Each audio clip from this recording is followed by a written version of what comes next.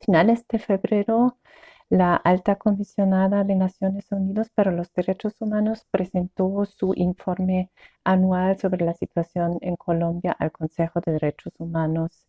de Naciones Unidas en Ginebra. Cada año este informe es un momento muy importante porque destaca muchos temas importantes de derechos humanos, de la situación de derechos humanos en Colombia y también hace recomendaciones especialmente al gobierno de Colombia. Y en su informe, la alta comisionada destaca y alerta sobre un deterioro de la situación humanitaria y de la situación de derechos humanos en Colombia durante el año 2020. El informe destaca muchos temas importantes, pero un tema que cada año vuelve es el de los asesinatos de defensores y defensoras de derechos humanos, especialmente de líderes sociales. Y ahí registra la oficina para el año 2020 el asesinato de 133 defensores y defensoras de derechos humanos, que es una cifra muy alta. En otro año seguido esa cifra es muy alta y es una cifra muy preocupante. Además, el informe destaca que hay un aumento significativo en masacres durante el año 2020. Se contabilizan 76 masacres con unas muertes de 292 personas. Además, el informe verifica que desde que se ha firmado el acuerdo de paz y hasta finales del 2020, se han asesinado 248 excombatientes, personas desmovilizadas, que también es una cifra muy preocupante. También el informe formula toda una serie de recomendaciones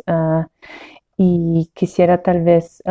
y especialmente mencionar un tema especial, como hemos mencionado, el número tan alto de asesinatos de defensores y defensoras de derechos humanos y de excombatientes. Un papel ahí muy importante en Colombia tendría la Comisión Nacional de Garantías de Seguridad. ¿Qué es esa comisión? Esa comisión, ya el acuerdo de paz entre el Estado de Colombia y la exguerrilla de las FARC, ya el acuerdo de paz dice que se debería establecer esa Comisión Nacional de Garantías de Seguridad. Y el papel de esa Comisión Nacional de Garantías de Seguridad sería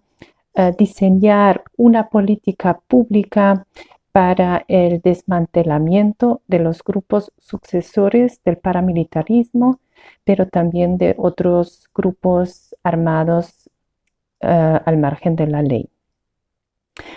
Es muy importante ese trabajo porque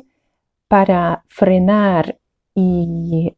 acabar con el asesinato de defensores de derechos humanos, es totalmente clave que se investiguen los actores de estos asesinatos, especialmente los autores intelectuales de esos asesinatos, y es totalmente clave que se investigue y que se sancione y que se juzgue a estos autores de estos crímenes. Y también es muy importante que cualquier respaldo financiero y político de esos grupos sea acabado si realmente se quiere que se acabe con los asesinatos de líderes sociales, lideresas sociales, defensores y defensoras de derechos humanos, pero también de los excombatientes de la FARC guerrilla, porque si no se paran, eso también tiene un peligro muy grande que cada vez más personas podrían regresar a las armas. El trabajo de la oficina de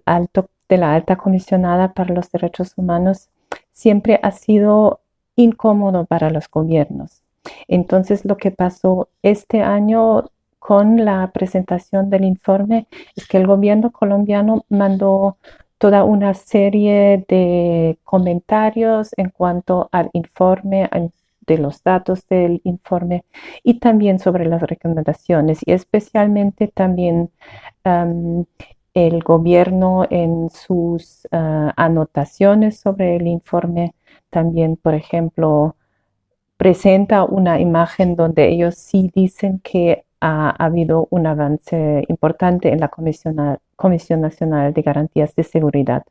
Solo lo que vemos es que no está ahí la política diseñada en cuanto a los derechos humanos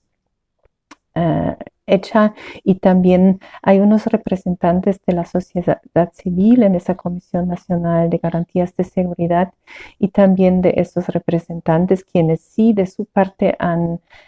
presentado una propuesta para una tal política. Desde estos representantes de la sociedad civil escuchamos que la Comisión Nacional de Garantías de Seguridad no está avanzando en la forma que debería avanzar y eso es muy grave en un momento cuando estamos viendo que hay mucha necesidad de proteger mucho mejor las vidas de defensores y defensoras de derechos humanos y de los y las líderes sociales y es muy urgente que haya esos avances.